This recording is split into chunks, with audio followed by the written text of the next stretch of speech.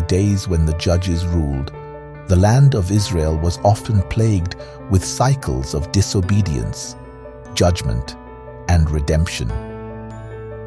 During one such time, famine gripped the land, forcing families to make desperate choices. Bethlehem, known as the House of Bread, was now a place of hunger and despair. In their struggle to survive, Elimelech and Naomi faced a decision that would alter the course of their lives forever.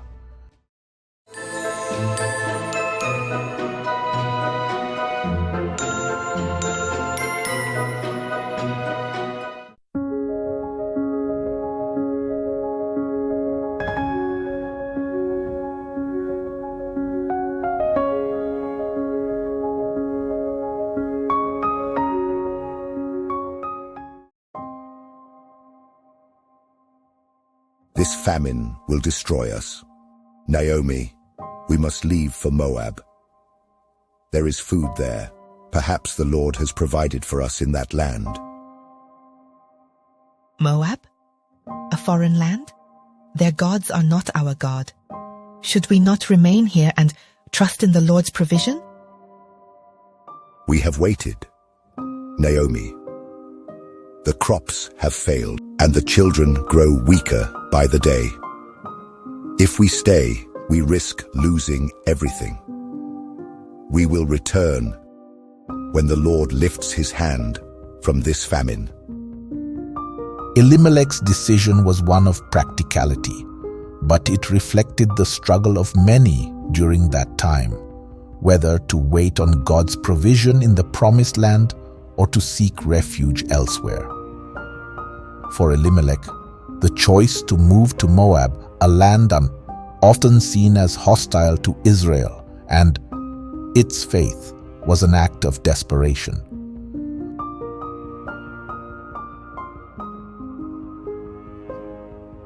Though they found relief from the famine in Moab, it came at a cost. Elimelech died soon after, leaving Naomi to raise her sons alone in a foreign land.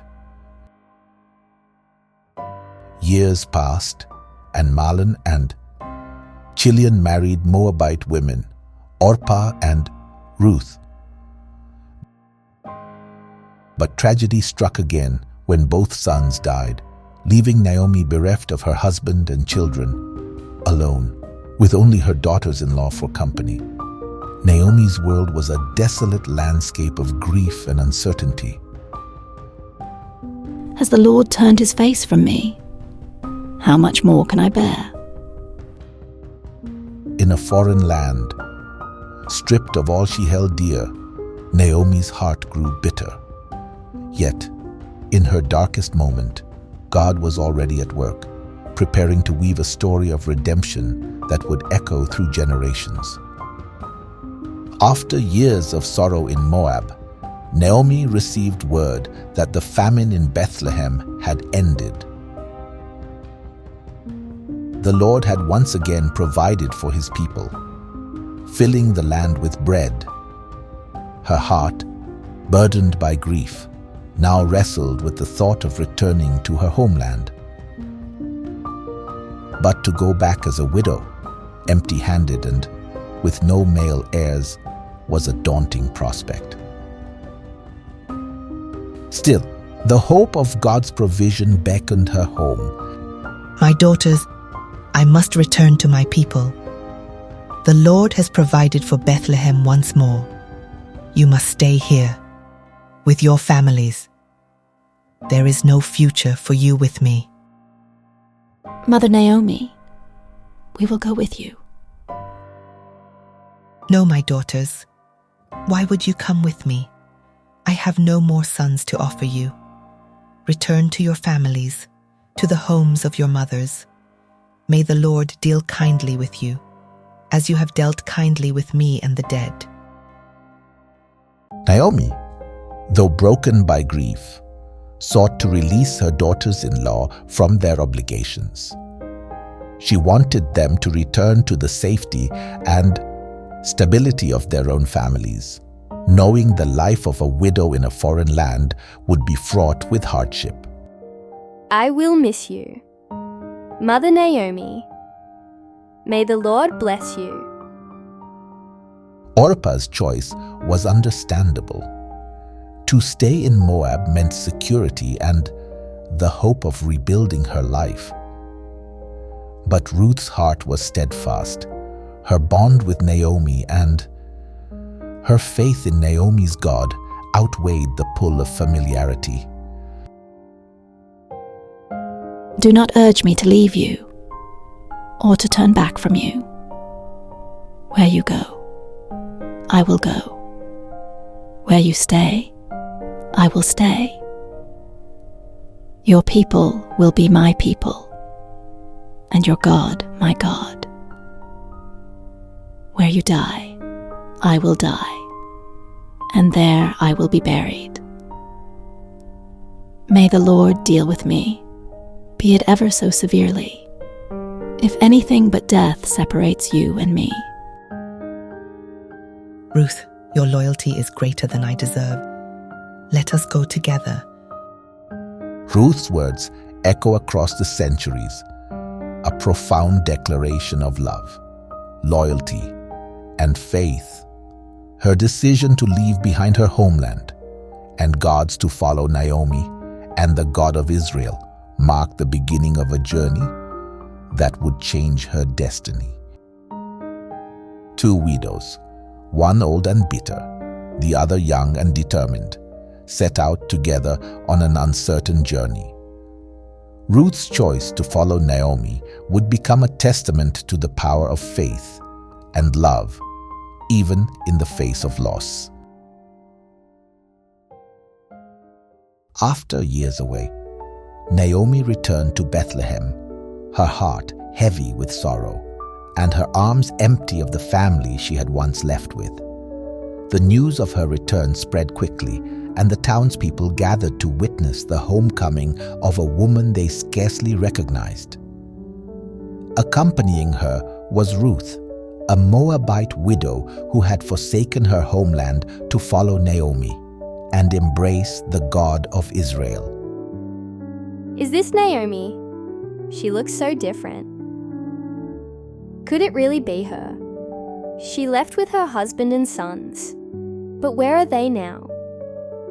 Do not call me Naomi, which means pleasant. Call me Mara, for the Almighty has dealt bitterly with me. I went away full, but the Lord has brought me back empty. Why call me Naomi, when the Lord has afflicted me, and the Almighty has brought misfortune upon me? Naomi's words reveal the depth of her grief.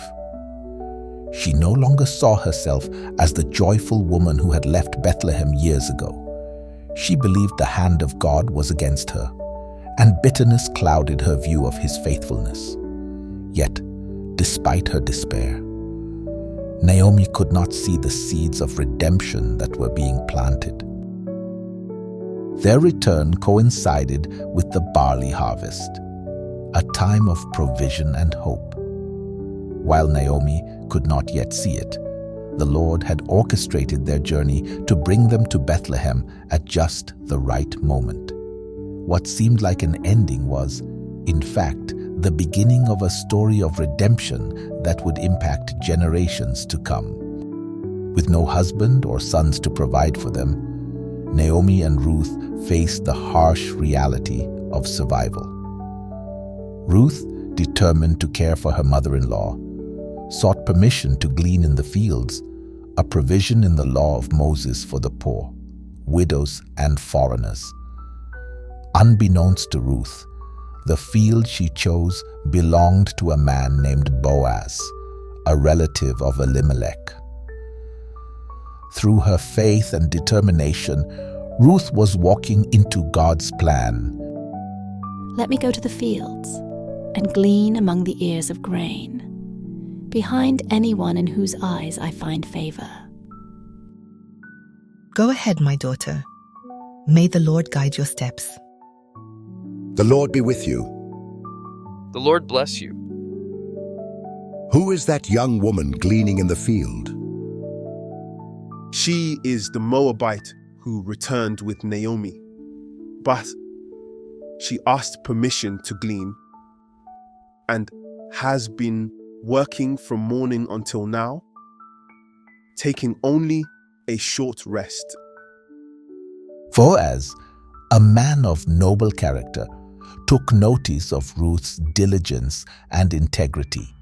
His kindness and generosity toward her were not only acts of compassion, but a reflection of his faithfulness to God's law and his respect for her commitment to Naomi.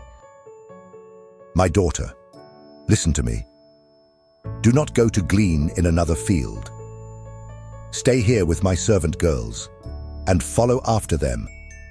I have instructed the young men not to touch you. When you are thirsty, go and drink from the water jars they have filled.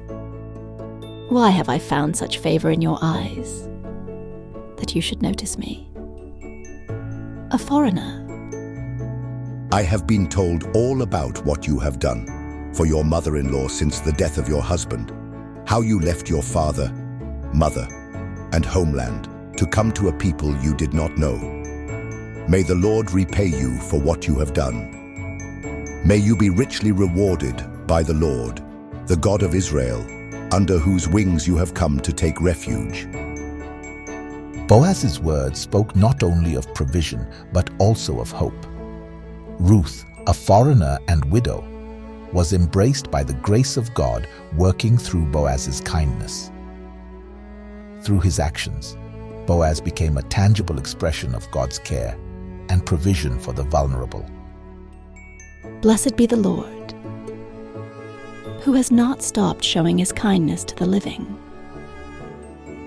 and the dead. This man is our close relative. He is one of our kinsman redeemers.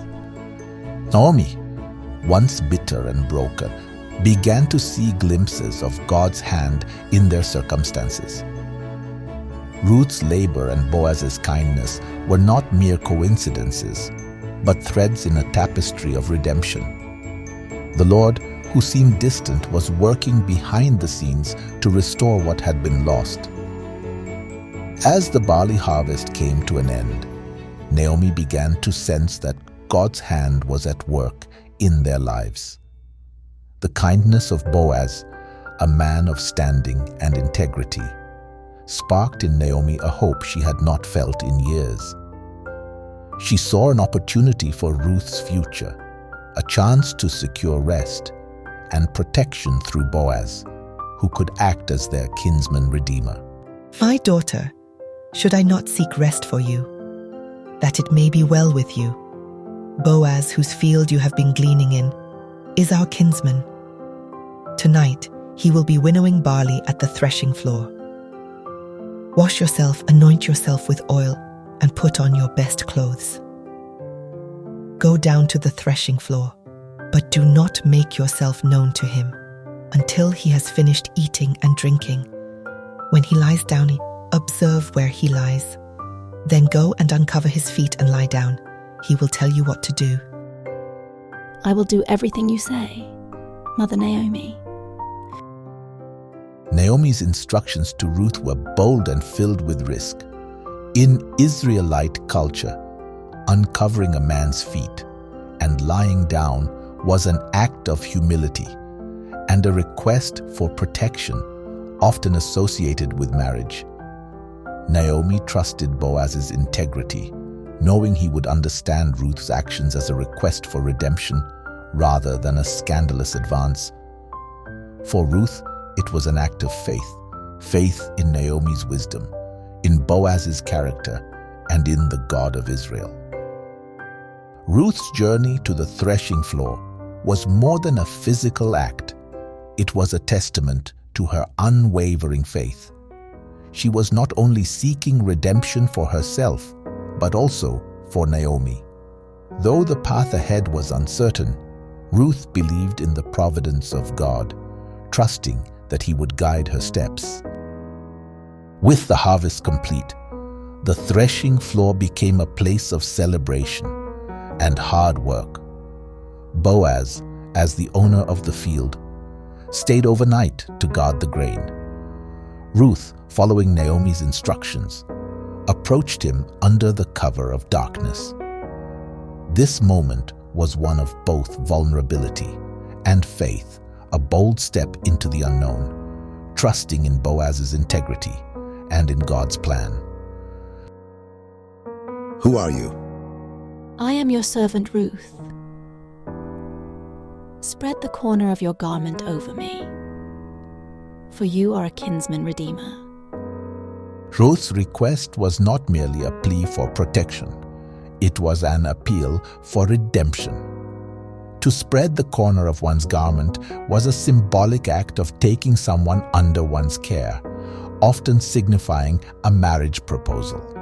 Ruth's words carried both humility and confidence, reflecting her trust in Boaz's character and in the laws of God's covenant people. The Lord bless you, my daughter. This kindness is greater than what you showed before.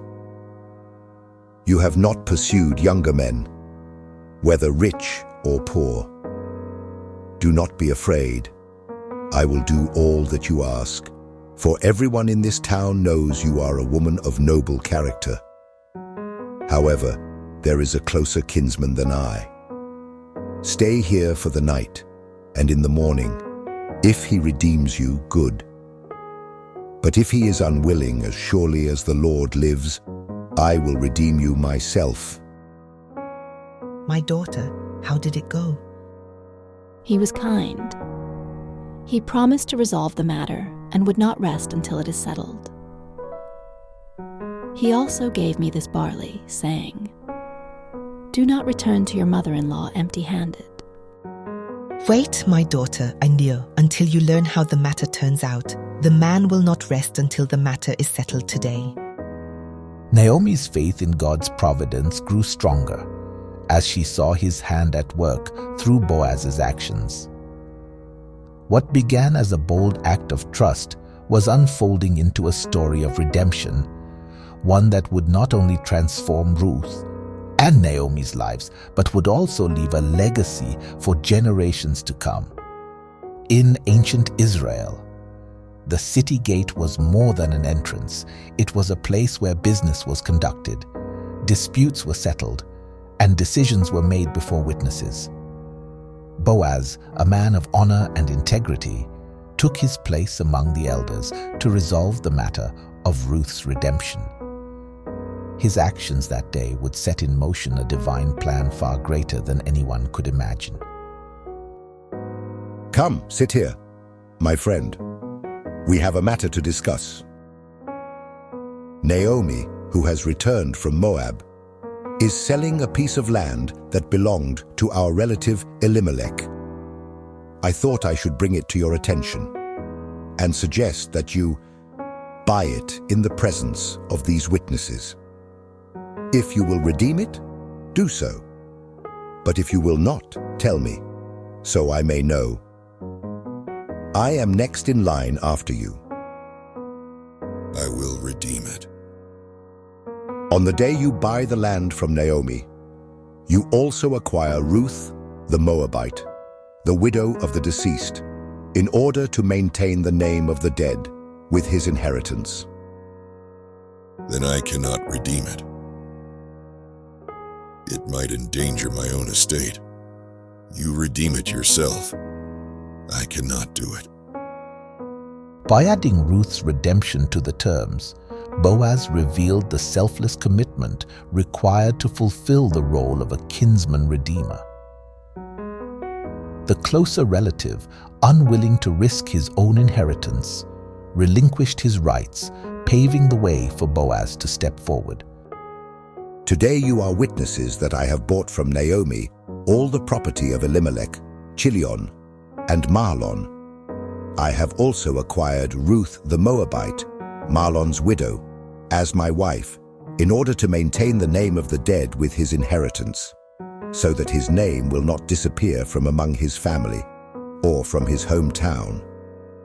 Today, you are witnesses. May the Lord make the woman who is coming into your home like Rachel and Leah, who together built up the family of Israel. May you have standing in Ephrathah and be famous in Bethlehem. Through the offspring the Lord gives you by this young woman, may your family be like that of Perez, whom Tamar bore to Judah. The blessing of the townspeople echoed God's covenant faithfulness. Ruth, once a foreign widow, was now welcomed into the lineage of Israel. Boaz's redemption of Ruth and Naomi was a profound act of love, a picture of God's greater plan to redeem his people through the ultimate kinsman redeemer, Jesus Christ. The Lord, who had guided Ruth and Naomi's journey, continued to show his faithfulness. Boaz and Ruth's marriage was blessed by the community, and soon Ruth bore a son. In her arms, she carried more than a child. She carried the hope of redemption for her family and a glimpse of God's unfolding plan for his people. Blessed be the Lord, who has not left you without a Redeemer today. May this child restore your life and sustain you in your old age. For your daughter-in-law, who loves you and is better to you than 7 sons, has given him birth.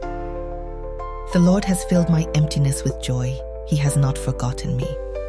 The child, named Obed, would grow to become the father of Jesse, the grandfather of King David. Through this line, the promise of a Savior would come, a Redeemer not just for Naomi and Ruth, but for all humanity. From Ruth, a Moabite widow, came a legacy that would shape the course of history. God used her faith, loyalty, and courage to weave her into his grand narrative of redemption. The story of Ruth reminds us that God's purposes often unfold through the most unlikely people and circumstances. Through Ruth's faithfulness, the line of David was established, and through David's lineage came the ultimate Redeemer, Jesus Christ, the one who would offer redemption, not just for one family, but for the whole world. So guys, if you like this type of content, you can click on the video shown to you now for more incredible Bible stories. Also, don't forget to like, subscribe, and share this video. And once again, stay blessed.